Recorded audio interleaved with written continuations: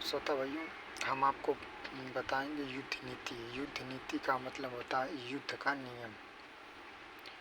सैनिक जब युद्ध में प्रथम पग बढ़ाता है तो उस समय संसार के सारे रिश्ते नाते पीछे रह जाते हैं, यहाँ तक कि जीवन का मोह भी उसके साथ नहीं चलता।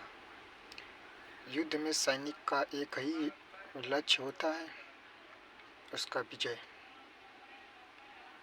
विजय उसी सैनिक को मिलती है और उसी प्रजा को मिलती है, उसी देश के लोगों को मिलती है जो धर्म पे चलते हैं।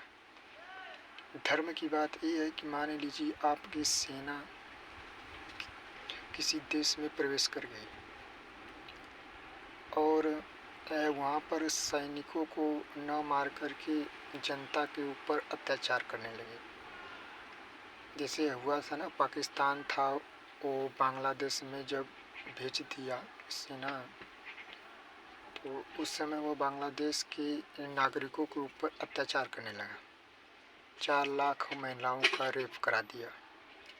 तो वो आपका धर्म नहीं है। युद्ध क्षेत्र में आपको सैनिक से लड़ना है नहीं कि आप जनता से लड़ोगे, क्योंकि जनता आपसे युद्ध भूमि में लड़ने के लिए नहीं आती है। दूसरी बात है कि युद्ध का नियम बहुत होता है। सैनिक को युद्ध लड़ने के लिए उसके पास साजो सामान की ज़रूरत होती है। जैसे उसका यूनिफॉर्म हुआ। यूनिफॉर्म का मतलब है कि कपड़ा, कौन सा ड्रेस किस सैनिक को देना है, कौन सी गन देना है, कौन सा बम देना है, और जो भी काम की चीज़ है जो कि सैनिक के उपयोग में आती हैं। इस हिसाब से सैनिक अपने रणभूमि में या तो रण के क्षेत्र में विजय पा सकता है।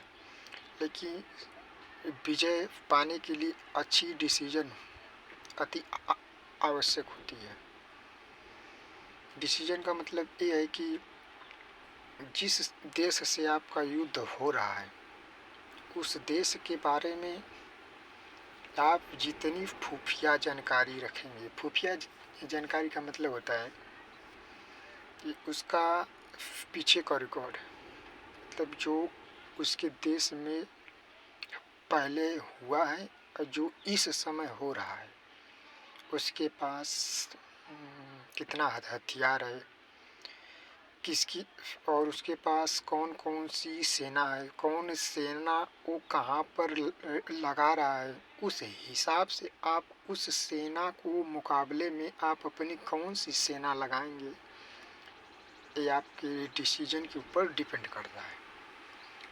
और दूसरी बात है कि सैनिक जब युद्ध में जाता है लड़ने के लिए, उस समय सैनिकों का जो जोश बढ़ाया जाता है, उसमें एक अच्छा लीडर चाहिए जो कि सेना को उसको मतलब उसके दिल दिमाग में अपने देश के प्रति एक तेज भर सके, मतलब कि उत्साह भर सके।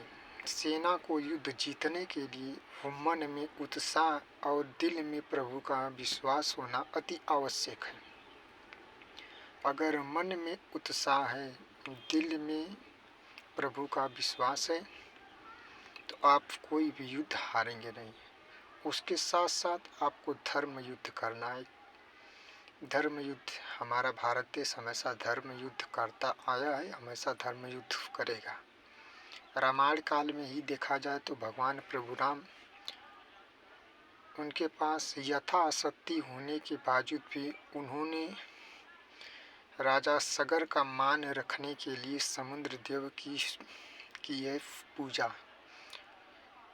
और जब वह अपनी सेना लेकर के जा रहे थे तो उस समय वह अंगद, हनुमान और नील, जितने भी उनके मंत्री थे, उनसे वो बोले थे कि आप सेना को ऐसे स्थान से लेकर के जाना जहाँ की आसपास में नगर और गांव से दूर से लेकर के जाना कि सेना नगर और गांव में कोई हलचल न फैला पाए।